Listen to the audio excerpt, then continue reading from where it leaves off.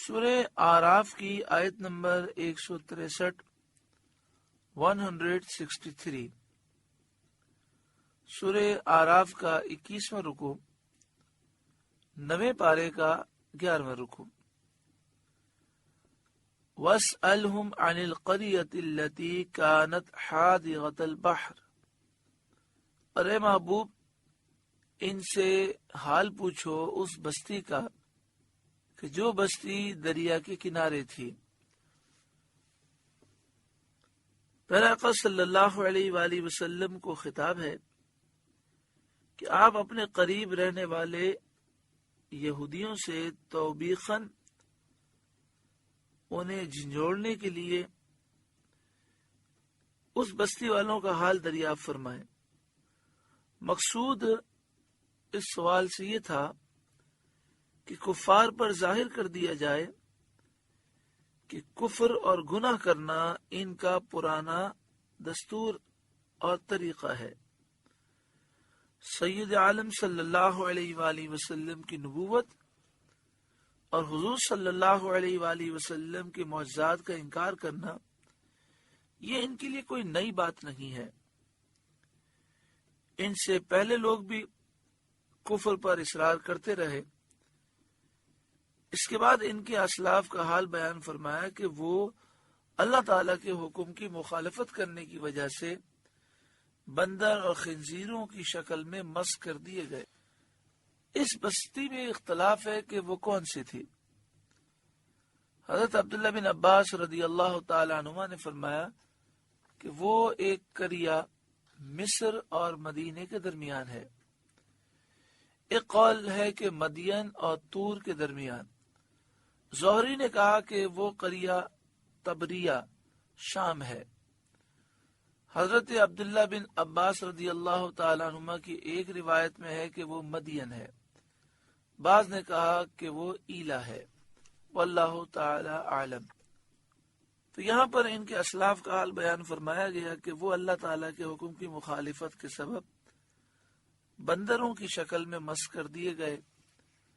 اسی طرح موجودہ دور کے بنی اسرائیل یہودی مخالفت کر رہے ہیں، ان کا انجام بھی بہت برا ہونا ہے۔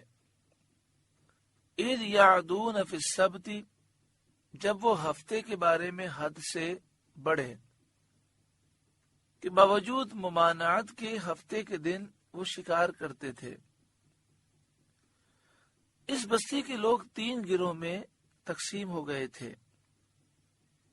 1/3 ایسے لوگ تھے جو شکار سے باز رہے اور شکار کرنے والوں کو منع کرتے تھے، اور 1/3 خاموش تھے، دوسروں کو منع نہ کرتے تھے، اور منع کرنے والوں سے کہتے تھے ایسے قوم کو کیوں نصیحت کرتے ہو جنہیں اللہ ہلاک کرنے والا ہے۔ اور ایک گروہ وہ خطاکار لوگ تھے جنہوں نے اللہ کے حکم کی مخالفت کی، شکار کیا، کھایا، بیچا، اور جب وہ اس گناہ سے باز نہ آئے تو منع کرنے والے گروہ نے کہا کہ ہم تمہارے ساتھ اٹھنا بیٹھنا نہ کریں گے، اور گاؤں کو تقسیم کر کے درمیان میں ایک دیوار بنا دی۔ منع کرنے والوں کا ایک دروازہ الگ تھا جس سے وہ آتے جاتے تھے۔ حضرت داؤد علیہ السلام نے خطاکاروں پر لعنت کی۔ ایک روز منع کرنے والوں نے دیکھا کہ خطاکاروں میں سے کوئی نہیں نکلا، تو انہوں نے خیال کیا کہ شاید آج شراب کے نشے میں مدہوش ہو گئے ہوں گے۔ انہیں دیکھنے کے لیے دیوار پر چڑھے تو دیکھا وہ بندروں کی صورتوں میں مسخ ہو گئے تھے۔ اب یہ لوگ دروازہ کھول کے داخل ہوئے تو وہ بندر اپنے رشتہ داروں کو پہچانتے تھے اور ان کے پاس آ کر ان کے کپڑے سونگھتے تھے، اور یہ لوگ ان بندر ہو جانے والوں کو نہیں پہچانتے تھے۔ ان لوگوں نے ان سے کہا کیا ہم لوگوں نے تمہیں منع نہیں کیا تھا؟ انہوں نے سر کے اشارے سے کہا ہاں، اور وہ سب ہلاک ہو گئے، منع کرنے والے سلامت رہے۔ اور صحیح قول یہ ہے کہ جو خاموش رہے تھے، گناہ سے جو بچے رہے لیکن خاموش رہے، انہیں بھی بخش دیا گیا۔ وہ بھی ہلاکت سے محفوظ رہے۔ اذ تأتیہم حیتانہم یوم سبتہم شرعا، جب ہفتے کے دن ان کی مچھلیاں پانی پر تیرتی ان کے سامنے آتی، وَيَوْمَ لَا يَسْبِتُونَ لَا تَأْتِيهِمْ، اور جو دن ہفتے کا نہ ہوتا نہ آتی۔ كَذَلِكَ، اسی طرح، نَبْلُوهُمْ بِمَا كَانُوا يَفْسُقُونَ، ہم انہیں آزماتے تھے ان کی نافرمانیوں کی وجہ سے۔ یعنی ان کے ساتھ آزمائش یہ ہوئی کہ ہفتے کے دن دنیاوی کام اور شکار کرنا ان پر حرام تھا، تو ہفتے کے باقی دنوں میں مچھلیاں بہت کم آتی تھیں، اور ہفتے کے دن سمندر مچھلیوں سے بھرا ہوتا تھا۔ کچھ عرصے تک تو یہ صبر کرتے رہے، پھر انہوں نے اس کا ایک ناجائز ہیلا نکالا۔ وہ ہیلا یہ تھا کہ دریا کے کنارے، سمندر کے کنارے نہریں بنائیں، اور آگے جا کر انہوں نے بڑے بڑے گڑھے کھود دیے۔ ان نہروں کے ذریعے پانی وہ گڑھے میں جمع کر لیتے ہفتے کے دن، تو پانی کے ساتھ مچھلیاں بھی آ جاتی۔ جب یہ گڑھے مچھلیوں سے بھر جاتے تو نہروں کا منہ بند کر دیتے تاکہ مچھلیاں دوبارہ نہ جا سکیں، اور جب انہیں سمجھایا جاتا تو کہتے کہ ہم تو مچھلیاں ہفتے کے دن نہیں پکڑتے، ہم تو اتوار کے دن ان گڑھوں سے نکالتے ہیں۔ تو انہیں سمجھایا گیا کہ مچھلیوں کو اس طرح گڑھے میں قید کر لینا یہ بھی شکار ہے، اور اسی سے تمہیں منع کیا گیا ہے۔ لیکن وہ نہ مانے تو پھر وہ ہلاک ہوئے۔ مگر یہ بات یاد رہے کہ فوراً ہلاک نہیں ہوئے، کئی سالوں تک، اور بعض مفسرین کہتے ہیں کہ 70 سال تک وہ یہ گناہ کرتے رہے۔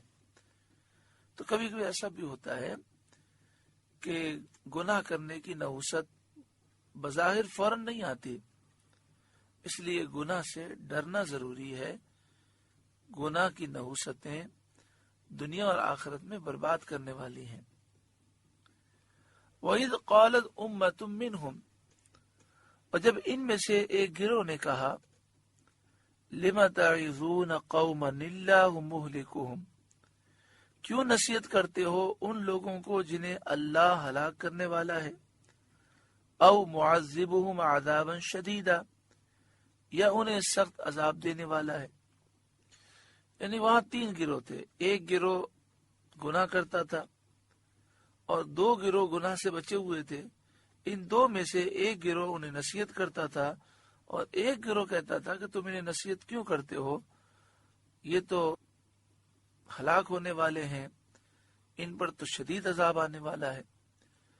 قالوا معذرۃ الی ربکم، وہ کہتے تمہارے رب کے حضور معذرت کرنے کے لیے، تاکہ ہم پر گناہ سے نہ روکنے پر عذاب نہ آ جائے۔ وَلَعَلَّهُمْ يَتَّقُونَ، اور اس لیے کہ شاید وہ متقی ہو جائیں، وہ ڈر جائیں، شاید ان پر نصیحت اثر کر جائے۔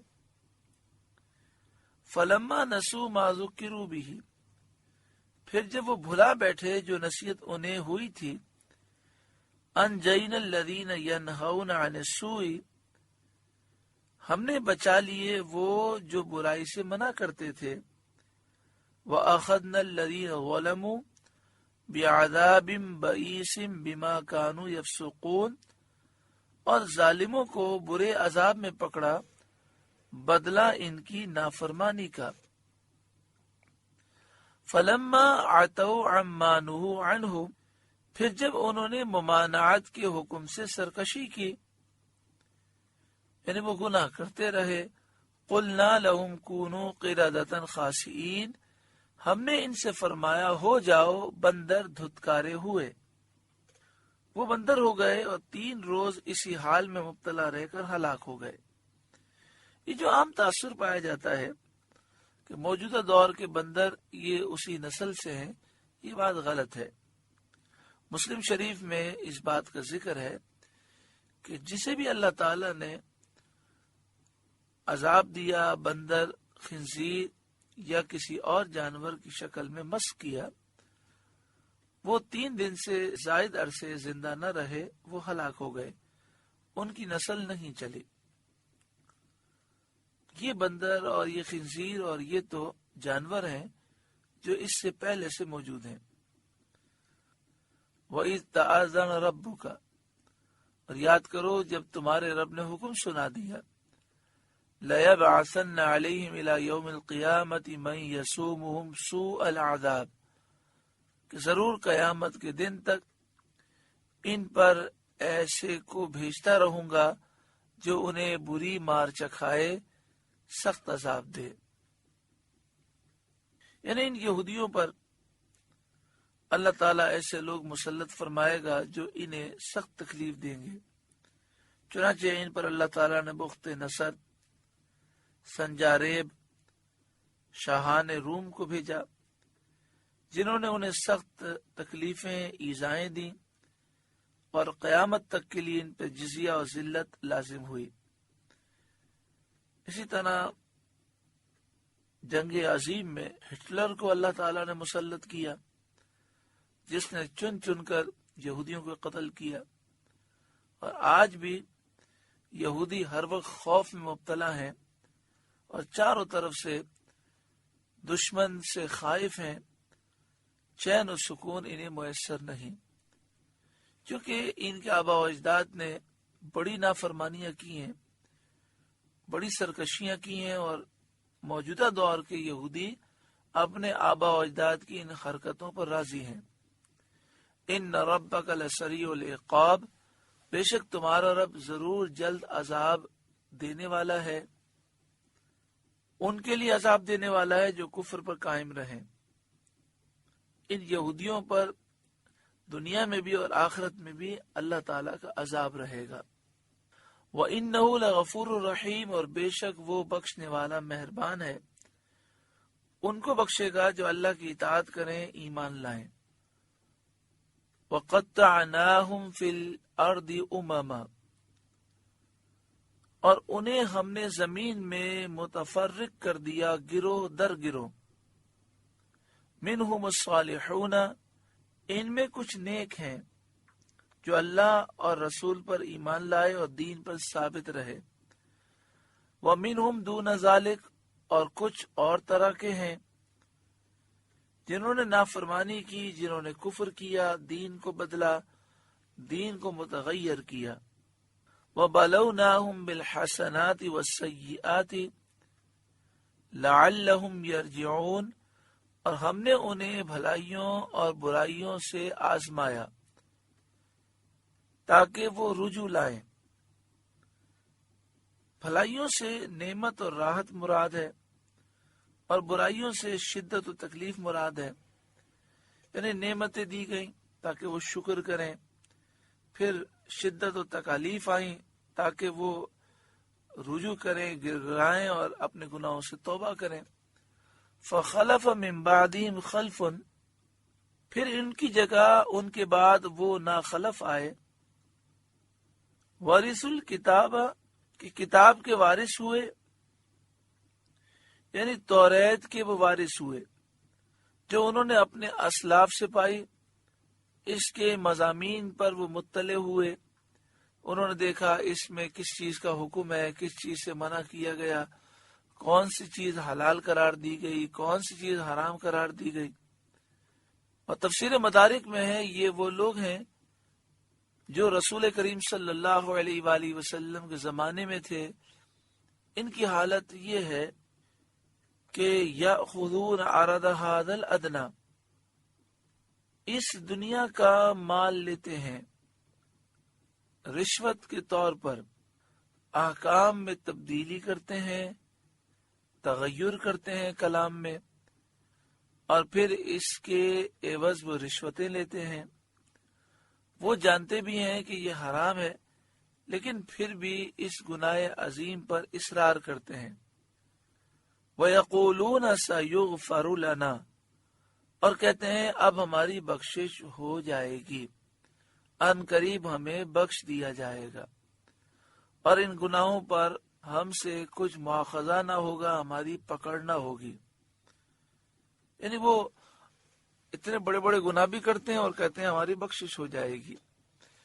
وَإِن يَأْتِهِمْ عَرَضٌ مِثْلُهُ يَأْخُذُوهُ، اور اگر ویسا ہی مال ان کے پاس اور آئے تو لے لے، اور آئندہ بھی گناہ کرتے چلے جائیں۔ بنی اسرائیل میں کوئی قاضی ایسا نہ ہوتا تھا جو رشوت نہ لے۔ جب اس سے کہا جاتا تھا کہ تم رشوت لیتے ہو تو کہتا تھا یہ گناہ بخش دیا جائے گا۔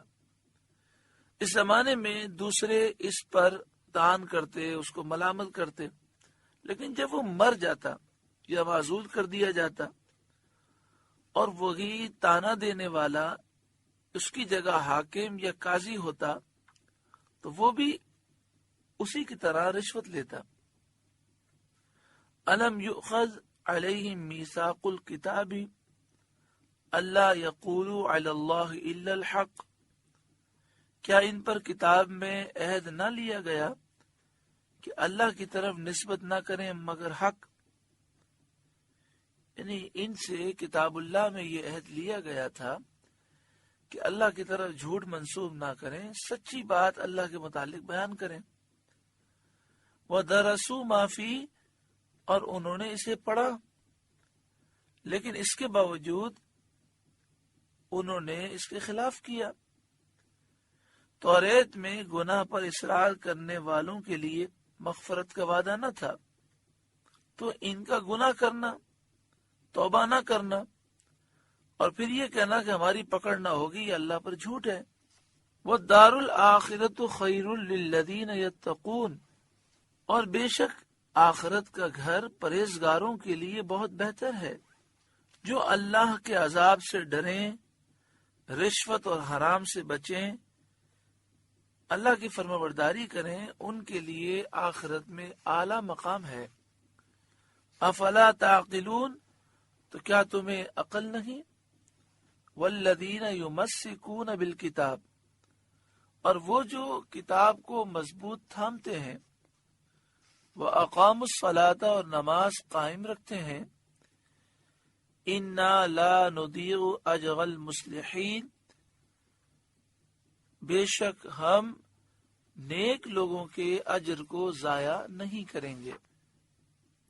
یعنی جو کتاب اللہ کے مطابق عمل کرتے ہیں اور اس کے تمام احکام کو مانتے ہیں، اس میں تغیر اور تبدیلی جائز نہیں سمجھتے، ان کے بارے میں یہ بیان کیا گیا کہ یہ نیک لوگ ہیں اور ان کے اجر کو اللہ تعالیٰ ضائع نہیں فرمائے گا۔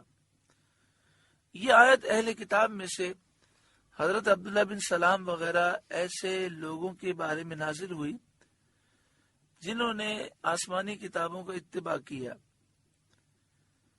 اس کی تحریف نہ کی، اس کے مضامین کو نہ چھپایا، اور اس کتاب کی اتباع کی بدولت انہیں قرآن پاک پر ایمان نصیب ہوا۔ آگے شاید فرمایا وَإِذْ نَتَقْنَا الْجَبَلَ فَوْقَهُمْ كَأَنَّهُ ظُلَّةٌ، اور جب ہم نے پہاڑ ان پر اٹھایا گویا وہ سائبان ہے، جیسے کوئی چیز اوپر آتی ہے لوگوں پہ سایہ کرتی ہے، اس طرح کوہ طور بنی اسرائیل پر سایہ فکن ہوا۔ وَظَنُّوا أَنَّهُ وَاقِعٌ بِهِمْ، اور سمجھے کہ وہ ان پر گر پڑے گا۔ خُذُوا مَا آتَيْنَاكُمْ بِقُوَّةٍ، ہم نے فرمایا پکڑو جو ہم نے تمہیں دیا، بقوہ، قوت سے پکڑو، وَاذْكُرُوا مَا فِيهِ لَعَلَّكُمْ تَتَّقُونَ، اور یاد کرو جو اس میں ہے تاکہ تم پرہیزگار ہو جاؤ۔ بنی اسرائیل نے ایک کتاب کا مطالبہ کیا اور ان کے مطالبے پر وہ کتاب دی گئی، تو انہوں نے توریت کے احکام دیکھے، انہیں مشکل لگے تو انہوں نے انکار کر دیا۔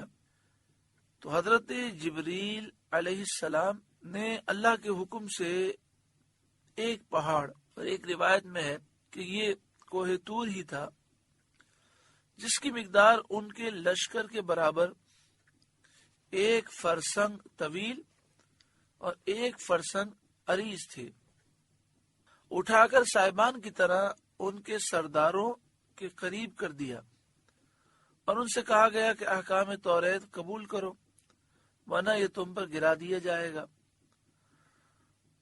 پہاڑ کو سروں پر دیکھ کر سب کے سب سجدے میں گر گئے، مگر اس طرح کہ بایاں رخسار اور ابرو تو انہوں نے سجدے میں رکھ دیے اور دانی آنکھ سے پہاڑ کو دیکھتے رہے کہ کہیں گر نہ پڑے۔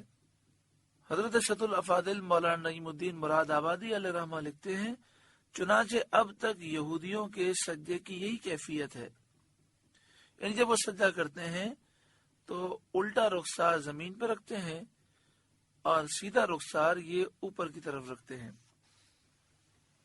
تو یہاں فرمایا گیا کہ اس کتاب کو مضبوطی سے تھامو اور جو کچھ اس میں لکھا ہے اسے یاد کرو تاکہ تمہیں پرہیزگاری ملے۔ اللہ رب العالمین نے ہمیں قرآن مجید فرقان حمید عطا فرمایا۔ ہمیں بھی چاہیے کہ ہم قرآن کے دامن کو مضبوطی سے تھامیں اور جو اس میں حکم بیان کیا گیا اسے یاد کریں، اس پر عمل کریں۔ اس کی برکت سے ہمارے دل سے گناہوں کی گندگی دور ہوگی اور تقوی اور پرہیزگاری نصیب ہوگا۔ اللہ تعالی عمل کی توفیق عطا فرمائے۔ سورہ اعراف کا 21واں رکوع مکمل ہوا۔ اللہ تعالی اس رکوع کے نور سے ہمارے قلوب کو روشن اور منور فرمائے۔ آپ سے گزارش ہے کہ قرآن کے اس پیغام کو آگے پہنچا کر ثواب جاریہ حاصل کریں۔